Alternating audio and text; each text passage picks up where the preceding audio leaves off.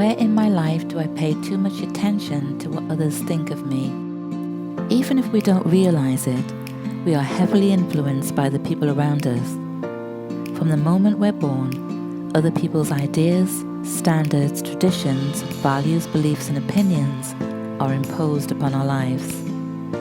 What we think about the world, ourselves, and our place in the world is indelibly shaped by our parents and families, education, political and religious institutions, societal norms and expectations, and cultural values and practices. It may come as a surprise, but we are not an original design. Rather, we're a product of our environment, a kind of mix and match of the world we live in, a fusion of bits and pieces from here and there, some odds and some ends, and an assortment of jumble and fumble. We can only hope that this medley of mores has been nurturing, fearless and kind, has allowed us to blossom and grow, to be comfortable in our own skin and inquire from that strong sense of self within.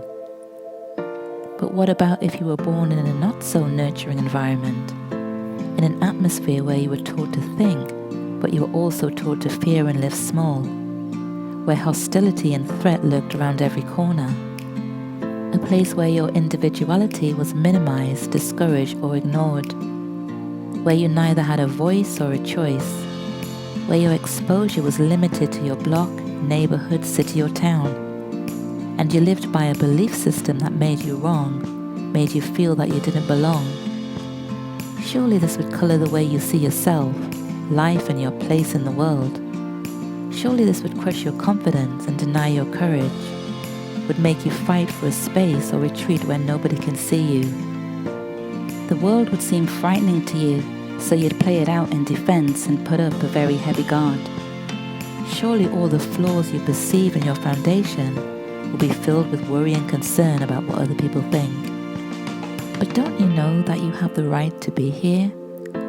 When you see the world through the lenses of personal power, authentic self-love, and through unwavering self-acceptance of who you are, you quash the need for the acceptance of others, calm the compulsion to compare and compete. You erase the obsession to people please and let go of the labels of lesser than, inferior, and just not good enough. You break free from the bondage of bureaucracy and emancipate yourself from the shadows.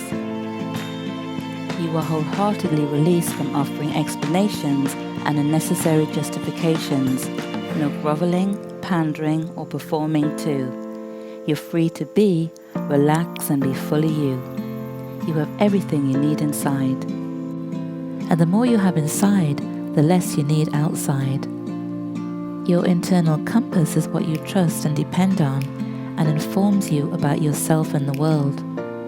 This internal resource alleviates the preoccupation and what other people think about you. You are your own person and live freely from the wrath of the haters, naysayers, and those who judge. You're comfortable with who you are, with no apologies, and what other people think of you is neither your care or concern. Let's work with these 5 questions to refocus our energy on ourselves and stop worrying about what others think. In what situations do you still worry about what other people think? Make a list. When have you not cared at all about what others think? When and where would it benefit you to focus on what you think rather than on what someone else thinks? Where could you just throw caution to the wind and trust yourself to know what's best? How does it feel when you trust and believe in yourself? Ponder these questions over the next week ahead and choose one action to do in the next month. Journaling matters. It matters because sometimes you feel sad and lonely, and it's like having a trusted friend to talk to and share your inner thoughts with. Sometimes you lose direction and you need a way to rethink your plan to get back to where you used to be. There are times that you have a plan, and writing down the steps in a journal can illuminate your path.